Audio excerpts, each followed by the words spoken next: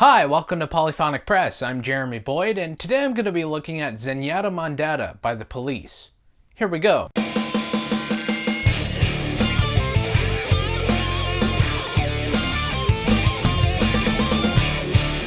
Zenyattá Mondatta is the third album by The Police, and it was released in 1980. With the success of their first two albums, following those two up would be somewhat of a challenge, but they managed to come up with something that was both critically and commercially well received. The album was written and recorded in the middle of a tour, and even though it became pretty successful both commercially and critically, the band themselves were kind of not quite satisfied with the way the end result turned out, and even went as far as when they reunited in 1986 to re-record the songs Don't Stand So Close to Me and Do-Do-Do-Do-Da-Da-Da. The defining song on this album could be a toss-up between those two songs actually, but I really think it's Do-Do-Do-Do-Da-Da-Da. It was written by Sting, and on the surface it seems like a simple song with a catchy chorus, but really what the song is about is sort of an essay and why Americans, and in Western culture anyway, why we like simple songs. And it's sort of a response to songs from the 60s like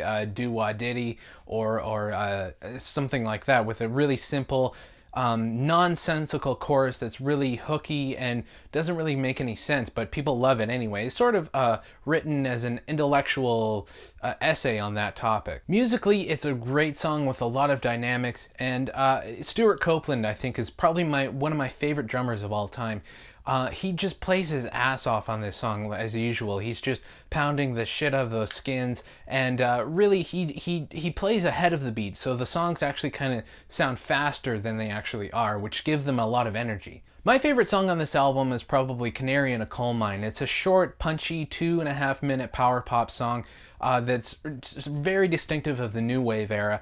And one thing I really like about it is, one thing that's very distinctive about The Police is, even though their songs may sound simple on the surface, Andy Summers is a really classically trained almost jazz guitarist who happens to be in a rock and roll band, and so he's playing these all these weird jazz chords and all these different rhythms that sound simple when you hear them, but when you actually sit down and actually try to play some of the stuff he's doing, he's actually doing all these little intricate things that you really, you don't know until you actually sort of study the sheet music. This is probably my favorite song in the entire Police catalog, and I don't think it was actually released as a single, but I think if it was, it would have been a huge radio hit, because I think it could have worked really well on the radio. The production on this album is pretty straightforward, pretty much what you would expect, and even though there are only 3 guys in this band, they sort of make a huge sound, a very powerful sound, and a lot of that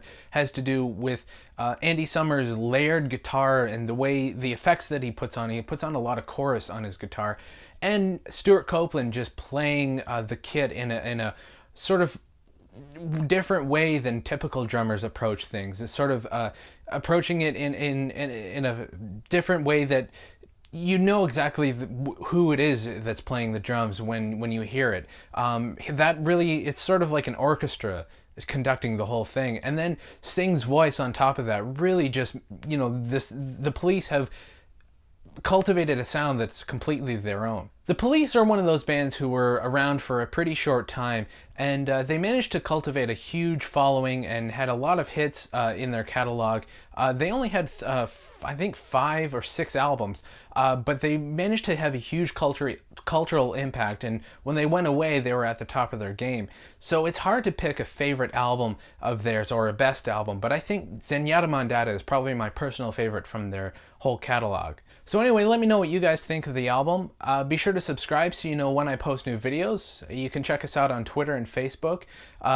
You can help us out on Patreon as well. Get the videos a couple hours before they go on YouTube, and a couple other perks as well.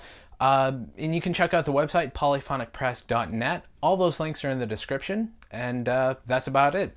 I'm Jeremy Boyd. Take it easy.